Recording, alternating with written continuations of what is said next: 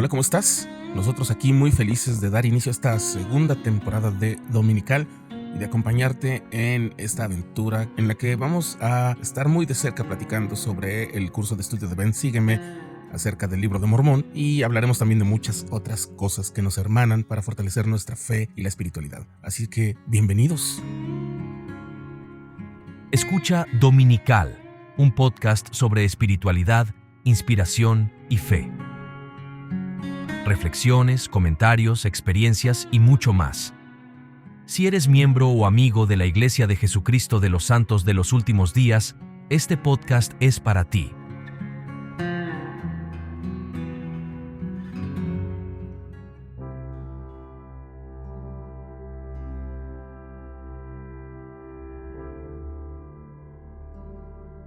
Pues sí, ha pasado algún tiempo desde la última vez que estuvimos con ustedes en Dominical, pero ya estamos de vuelta con todos para dar inicio a esta nueva aventura que es el curso de estudio sobre el Libro de Mormón.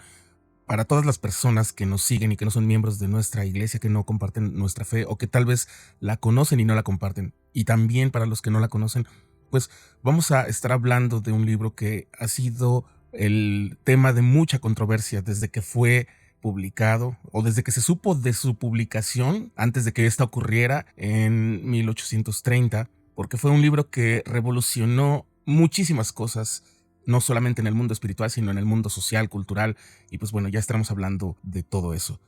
También vamos a hablar de algunas noticias importantes, como por ejemplo, pues bueno, esto ya pasó hace algunos meses, pero pues tenemos que mencionarlo aquí por su importancia, que es el fallecimiento del Elder M. Russell Ballard en noviembre del año pasado, el día 12 de noviembre de 2023. Y él era miembro del Quórum de los 12 Apóstoles, era el presidente en funciones del Quórum de los 12 Apóstoles, mientras que el presidente del Quórum de los 12 Apóstoles está ayudando en la primera presidencia, que es el presidente Oaks. Y en el lugar que dejó vacante el presidente Ballard, fue llamado el Elder Patrick Kieran al Quórum de los 12 Apóstoles. Esto fue el 7 de diciembre de 2023. Solamente vamos a platicar unos datos muy rápidos sobre el Elder Kieran. El Elder Kieran nació el 18 de julio de 1961 en Carlisle, Cumberland, Inglaterra. Y pues ha sido presidente de la presidencia de los 70 desde 2020 y miembro de esa misma presidencia de los 70, y ha sido autoridad general desde 2010.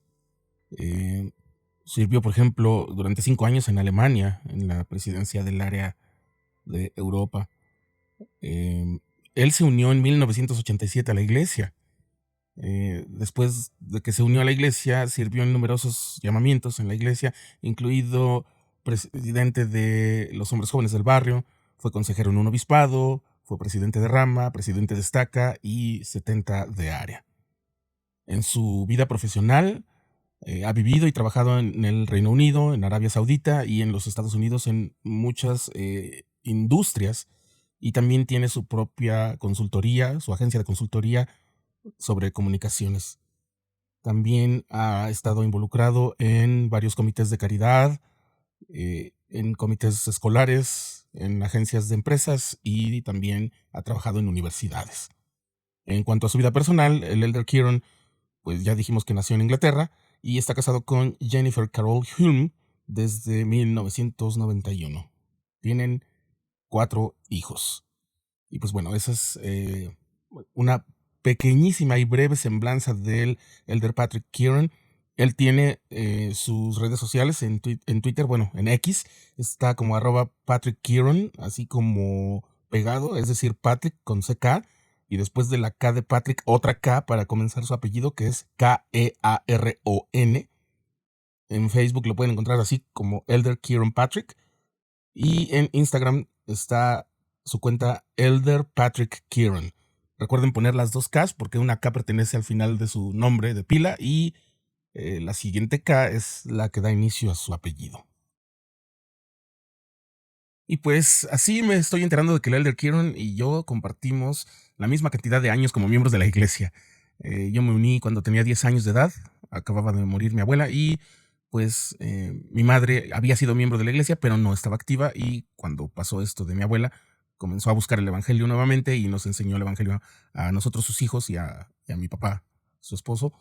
Y pues así fue como nos unimos a la iglesia. Yo fui el que se unió primero en diciembre de 1987 y me siguió mi papá en los primeros meses del siguiente año. Y pues bueno, mi hermano estaba todavía muy pequeño. Así es que, pues bueno, comparto ese pequeño dato con el elder Patrick Kieran, que ya nada más por ser británico y por este año en el que se unió a la iglesia, pues bueno, ya me cae bastante bien.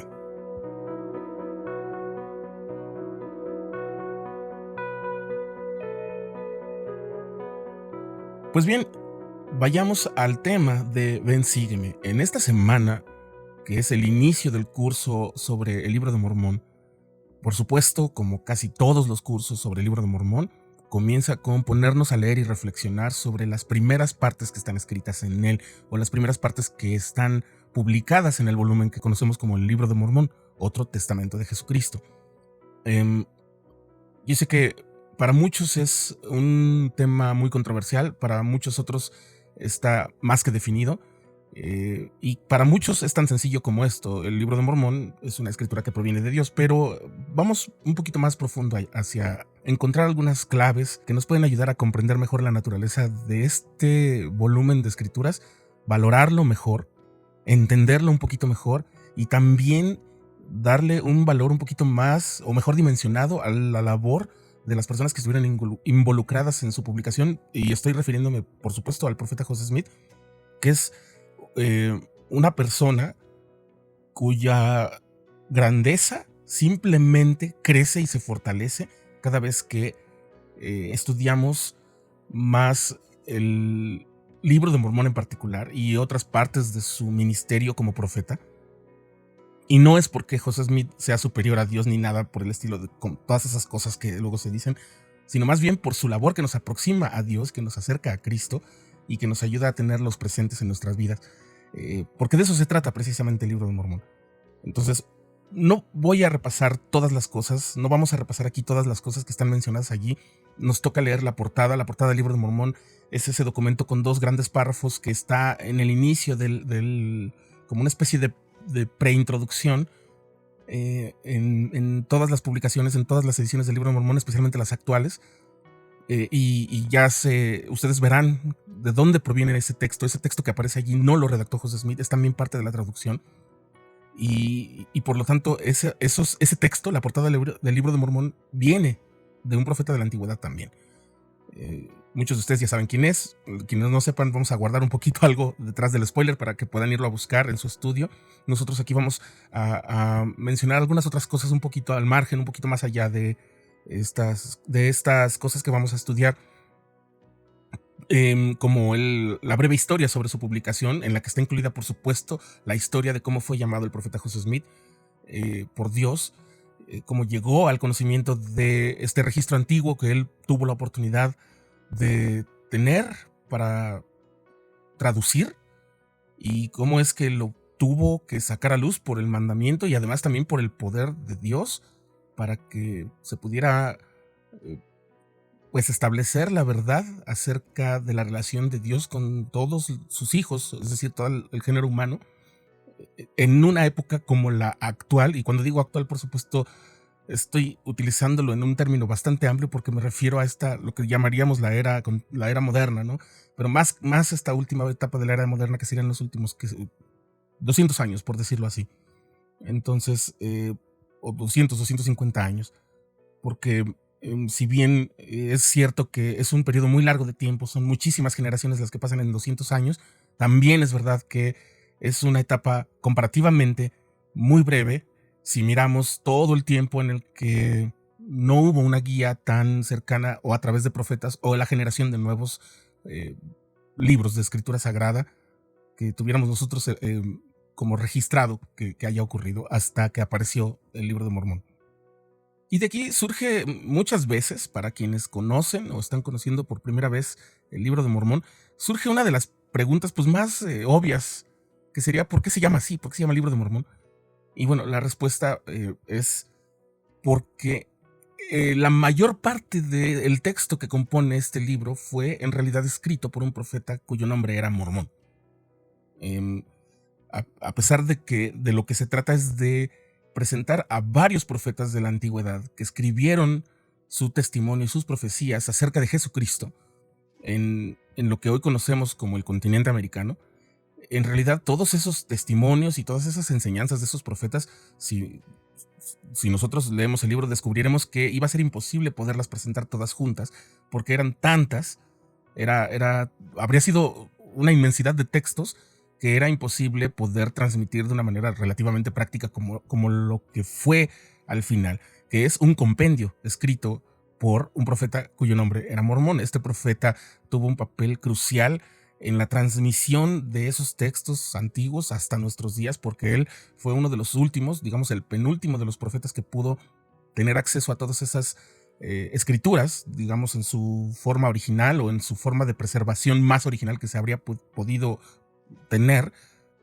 Esos detalles no llegaron hasta nosotros, pero lo que sí llegó hasta nosotros fue que el propio Mormón nos informa que él fue encargado de compendiar los escritos de los profetas que cubrían una historia muy muy larga, casi unos 1000 años de enseñanzas de profetas. Así es que él tenía que hacer una curaduría, o sea, leer todo lo que hubiera podido leer en su vida cuando él tuviera ya la madurez como para poderlo entender, porque este llamamiento se lo dio un profeta de Dios también cuando él era apenas un niño, pero le encargó que cuando él ya tuviera la edad suficiente leyera todos los escritos de los profetas y compendiara y elaborara un libro en el cual pudiera estar lo principal, lo más importante para legarlo a las generaciones venideras y cumplir los propósitos de Dios, que pues bueno, algunos los llegó a conocer porque él mismo fue un profeta, pero muchos otros, y él lo dice así, eran propósitos desconocidos. Incluso hubo unas partes que después de haberlas compendiado, después de haber puesto un resumen, el propio Mormón lo que dice es: a pesar de que ya tengo esta etapa de una historia cubierta, también el Espíritu me está indicando que yo incorpore estos escritos originales de este profeta. Y ya veremos más adelante que ese profeta pues era Nefi, el primero de cuyos escritos tenemos en el libro de Mormón. Y bueno, esa es la razón por la que se llama el libro de Mormón. Es su libro. Y las planchas de metal que José Smith, el profeta, saca ya en los años 1800 de la tierra, es un libro preparado mayormente por Mormón, preservado en últimas instancias por un profeta que le sigue, que es el propio hijo de Mormón, cuyo nombre era Moroni, pero ya nada más como para apuntar unas últimas cosas finales y para preservarlo de que fuera robado por los enemigos del pueblo al que pertenecía Moroni y Mormón. Entonces, esa es la razón por la cual se llama así.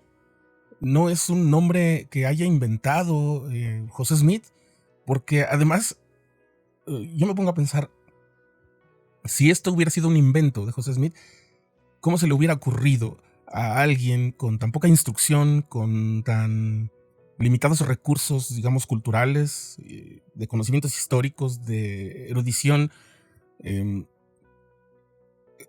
que se le hubiera ocurrido inventar un nombre tan poco popular o tan alejado de lo que hubiera podido llamarse un profeta de la Biblia o que orientara hacia la cristiandad, a sabiendas que le iba a costar muchísimo trabajo hacer eso? Entonces no hay forma de explicarlo más que aceptando que es un nombre que ya llegó así al conocimiento de José Smith, y por lo tanto pues el libro es el de ese autor, y ese autor se llamaba Mormón. Entonces esa es la razón por la cual José fue y lo registró como el libro de Mormón, para darle crédito a su autor.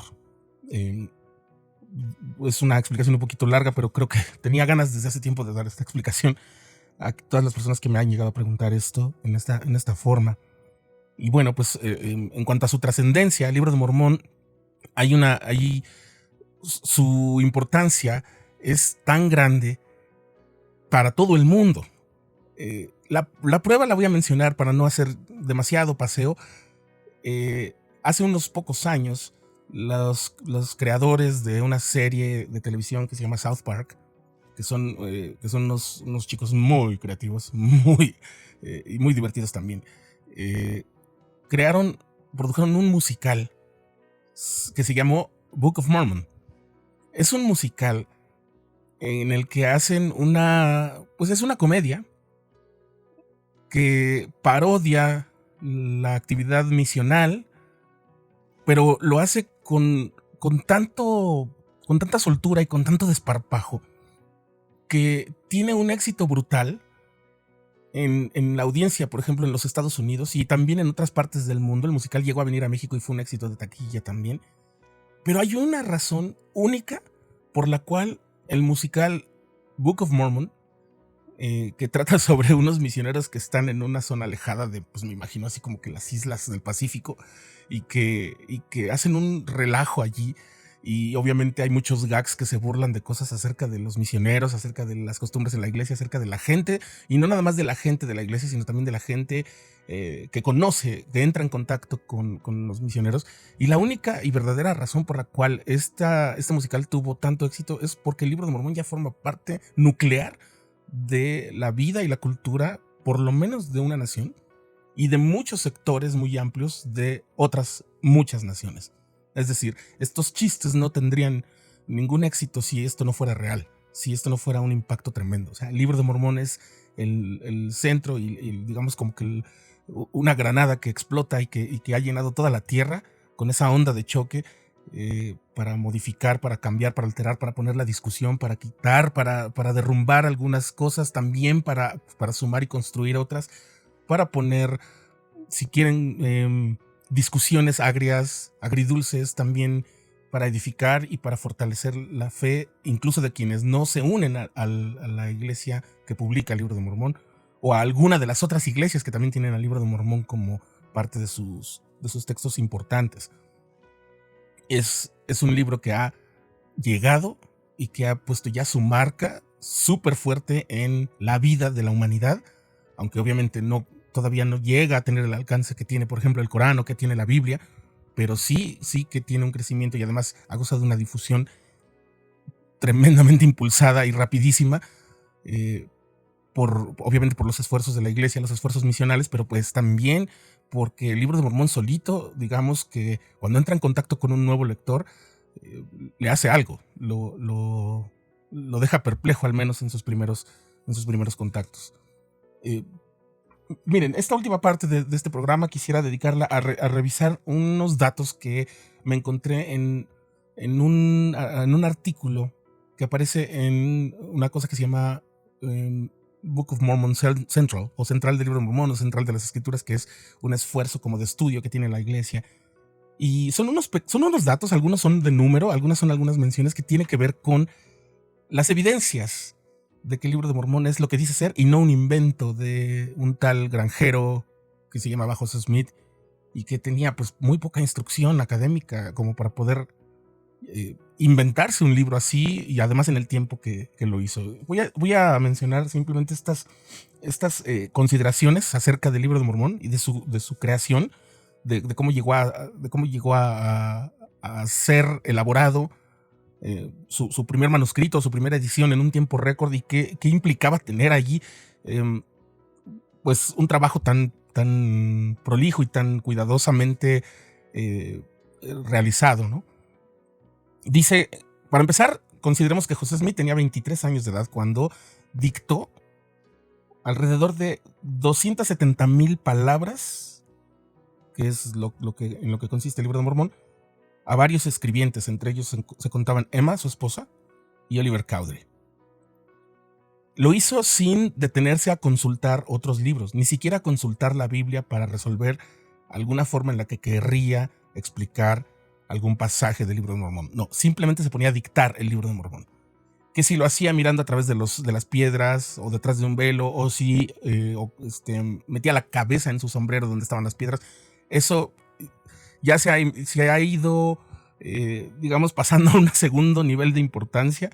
El asunto es que él dictó las palabras del Libro de Mormón casi sin detenerse cuando lo hacía en las sesiones, y no se puso a consultar ningún libro como para darse una idea o resolver. Lo digo porque las personas que traducen de otros idiomas, especialmente de idiomas antiguos como el latín, el griego, el hebreo, el sánscrito, el copto, más bien muchos momentos existen en esas traducciones en las que tienen que recurrir a ver cómo otro autor o cómo otro traductor resolvió cierta complicación a la hora de traducir. Bueno, José Smith no tenía eso y tampoco tenía acceso a libros sobre teoría lingüística o teoría de traducción, de transmisión, ni siquiera clásica, que era lo que hubiera podido estar a su mano, es decir, lo grecolatino, pero pues no había esos estudios hebreos que él hubiera tenido que, digamos, consultar si esto hubiera sido su creación en la parte rural del estado de Nueva York y de esas inmediaciones. Así es que no consultó ni guías, ni manuales, ni la Biblia, ni tampoco hizo correcciones mayores cuando se terminaba de escribir el manuscrito y empezó a generar el manuscrito que le iba a entregar al impresor, que era un impresor editor. Así es que el manuscrito original es igual al manuscrito preparado para el impresor y es por lo tanto igual al manuscrito, a la primera edición, al texto que aparece en la primera edición de 1830. Y allí en Book of Mormon Central o en los Joseph Smith Papers pueden encontrar las capturas, las fotografías de tanto de los manuscritos como de la primera edición para que ustedes lo puedan comprobar.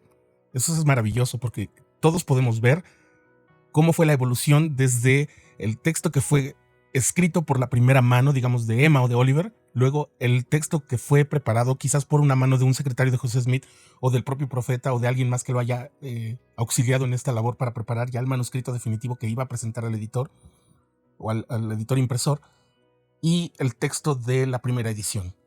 Y ahí podemos ver y comprobar que no hubo alteraciones importantes, quizás algún error de letra por la ortografía, pero nada más. No hubo cambios en las frases, no hubo modificaciones en las expresiones o en las historias o en el orden en el que fueron descritas las cosas, que es algo que siempre ocurre cuando uno es el autor de algo. Uno está revisando y dice, no, esto mejor lo pongo antes o mejor lo quito o esto mejor lo aumento. Y casi siempre lo que ocurre es que salen cosas. Es decir, uno va quitando cosas de un texto porque se da uno cuenta de que estaba cayendo en redundancias, en menciones innecesarias, en giros que confunden o que atropellan el estilo. Y entonces el texto que se presenta viene siendo bastante más breve que el texto primero, o sea, el primer borrador. Así es que por ahí también está eso, de que si hubiera sido como que su creación, habría estado muy difícil que sobrevivieran todas las palabras de la primera hoja, o sea, del primer bonche, del primer montón de hojas manuscritas, para cuando fue escrito el manuscrito que se entregó al impresor. Así de simple. Entonces, casi ese primer borrador funcionó ya como manuscrito. Eso también es notable. Eso no es normal. Eso tiene que haber sido, pues, humano no fue. Entonces, fíjense bien, ahora hablemos un poco de la velocidad. Comenzó la traducción por ahí de la segunda semana de abril y terminó en la cuarta semana de junio.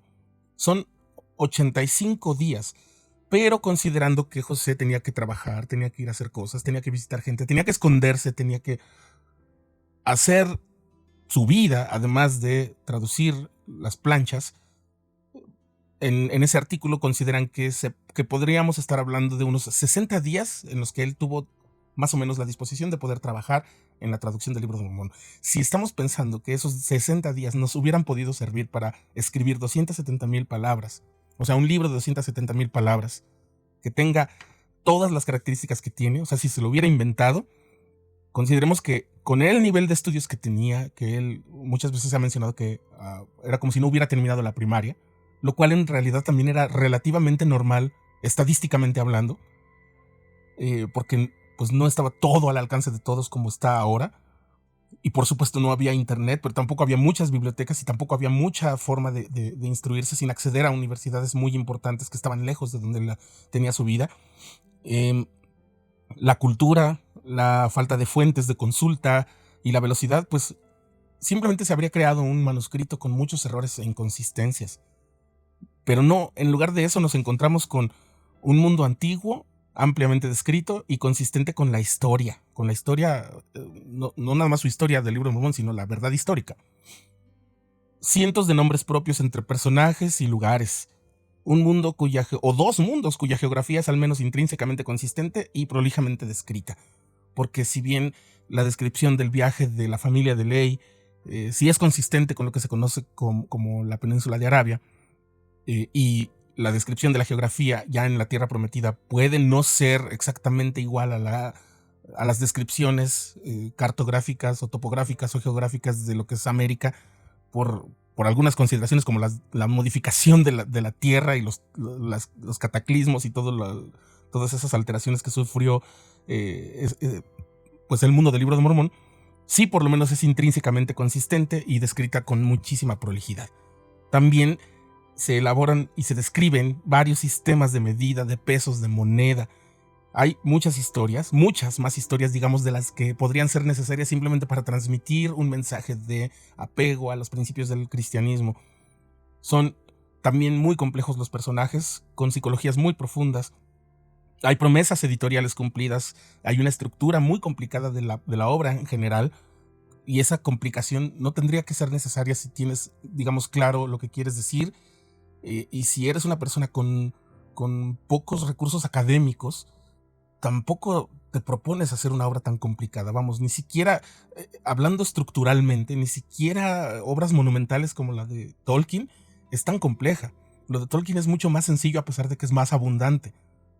Aquí la complicación ocurre porque las cosas ocurren, no porque se las haya inventado José Smith, sino porque así pasaron en la realidad, y la vida es muchísimo más compleja que una historia de fantasía. Pero todo es coherente. Todas las complicaciones que se ven en la estructura de la narración de todo el Libro de Mormón es coherente. Y esto es quizás algo muchísimo más curioso que todo. Las disquisiciones doctrinales, teológicas, los discursos sociales, políticos, las reflexiones filosóficas, e incluso hay unas por ahí que son lingüísticas. Pues bueno, todo eso no pudo haber salido de un jovencito, ni tampoco de un jovencito ayudado por una maestra o por un maestro, o por ni siquiera con la ayuda de alguien como Sidney Rigdon, que ya tenía estudios y experiencia como ministro y algo bastante bien desarrollado en cuanto a la teología, pero no habría podido llegar a ese nivel de ninguna forma.